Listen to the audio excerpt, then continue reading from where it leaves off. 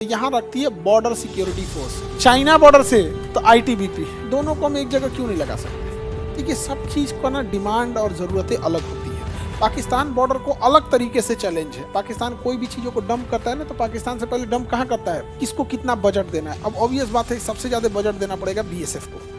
सबसे ज्यादा इनसिक्योर यही वाला एरिया है, हमेशा नौटंकी रहता है। पाकिस्तान से कोई चीज हो, बीएसएफ को सीधा मार दे गोली, बाद में बताना। आईटीबीपी को गोली नहीं चलाना है, आईटीबीपी गोली नहीं चला सकती है। अब देखिएगा लड़ाई भी हुआ तो ना लाठी डंडा से मारे थे लोग।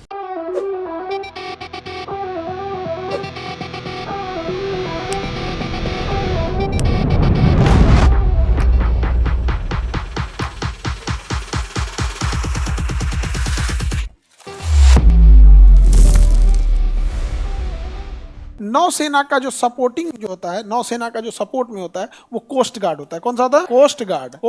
कोस्ट गार्ड होता है। नौसेना का सपोर्ट कौन करता है? Coast guard. तो पास में रहती है कोस्ट गार्ड। कोई मछली वाली जहाज है, कोई तस्करी कर रहा है, कोई डूब रहा है, कोई बचाव अभियान है, किसी का कस्टम ड्यूटी क्लियरेंस कराना है, कोई कार्गो जहाज आ रही है, उस सारा चीजों का मेंटेनेंस कौन देखता है? इनके पास बड़े हथियार नहीं होते, समझा कि नहीं? लेकिन नेवी अंदर बाहर रहती है, देश की सुरक्षा करती है। पानी वाली जहाज से सबको मतलब नहीं है। चेकिंग वेकिंग का काम वो सब नहीं करते हैं। तो एक तरह का ये पुलिस का काम कहिए। जब पुलिस कैसे चेकिंग करती रहती है, कोई ट्रक ओवरलोडेड तो नहीं है, कुछ भी है, तो ये सब का काम कौन करेगा? Coast guard. कौन करता है? कोस्ट गार्ड नौसेना के अंडर में आते हैं, उसी का एक हिस्सा है। ये रक्षा मंत्रालय के कंट्रोल में रहता है। कोस्ट गार्ड किसके कंट्रोल में है? रक्षा मंत्रालय का। बाकी सेनाओं के सपोर्ट के लिए भी पारा मिलिट्री है। कैसी मिलिट्री है?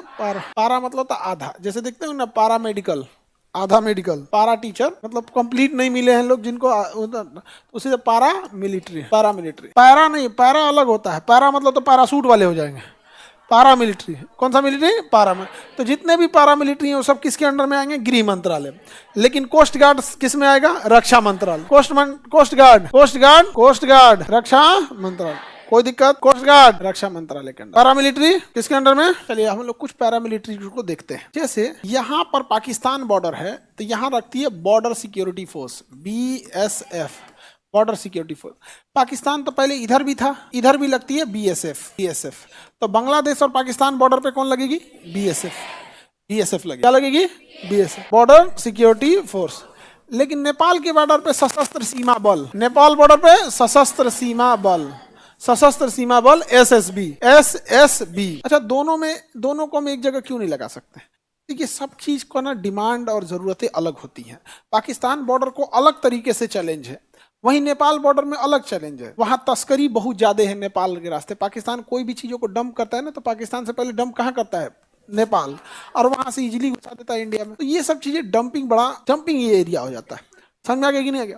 वहीं अगर हम इधर देखेंगे म्यांमार के साथ, तो म्यांमार बॉर्डर पे ना यहाँ लगती है असम राइफल। क्या लगती है? असम राइफल सबसे पुरानी कौन है? असम राइफल। तो म्यांमार साइड में कौन लगेगा? असम राइफल लगेगी। तो यहाँ असम राइफल को लगाया जाता है। और इधर अगर देखेंगे हम लोग चाइना बॉर्डर से, तो आईटीबीपी। चाइना बॉर्डर से ITBP, Indo Tibet border police. ITBP, Indo Tibet border police, ITBP. इन सब के हथियार, इन सब लोगों को जो भी चीजें दी जाती हैं वो मतलब उसी हिसाब से दी जाती है जैसे वहां जरूरत है। समझ आया कि नहीं गया? जिस हिसाब से जरूरत है उसी हिसाब से वहां प्रोवाइड कराया जाता है। अब चाइना के साथ पहाड़ी एरिया ज्यादा है, ज्यादातर क्या लगते हैं? पहाड़ी एरिया। उसी हिसाब से वहां माउंटेनियरिंग कोर्स को ज्यादा रखेंगे, वैसे सोल्जर्स की बहाली करेंगे, वैसा ट्रेनिंग देंगे जो पहाड़ों पे लड़ सके। वैसे ही असम राइफल को हम देंगे कि जो जंगलों में अच्छे से लड़ सके। अब बीएसएफ को अलग झमेला है। कश्मीर का एक साइड जंगल है, एक साइड पहाड़ है, एक साइड बर्फ है, हरियाणा मैदान है, राजस्थान रेगिस्तान है, कच्छ का रन दलदल है। अब वो कहाँ से देगा भाई? उसको तो सब चीज की ट्रेनिंग देनी है, तो बटालियन बना लेगा। ये बटालियन जो है रेगिस्तान में अच्छे लड़ेगी, ये बटालियन दलदल में, ये इसमें, तो मेन वो बना लेगा। सबको ट्रेनिंग सबका देगा, लेकिन एक फिक्स कर देगा। समझ आएगा कि नहीं? फिक्स कर देगा कि हाँ इस चीज का लिया। जैसे कोई ड्राइवर है, खाना भी बना सकता है, तो आप उसे कुक नहीं कह सकते हैं। वो खाना अपने लिए भले बना ले रहा है, लेकिन मेन काम उसका क्या है? ड्राइविंग।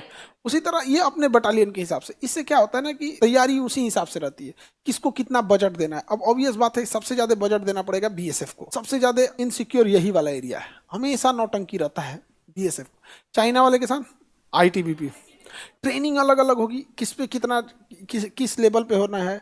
पाकिस्तान से कोई चीज हो, बीएसएफ को सीधा मार दे गोली, बाद में बताना। आईटीबीपी को गोली नहीं चलाना है, आईटीबीपी गोली नहीं चला सकती है, चला ही नहीं सकते। 1996 के बाद इंडिया और चाइना में समझौता है कि गोली नहीं चला सकते हम लोग यहाँ पे।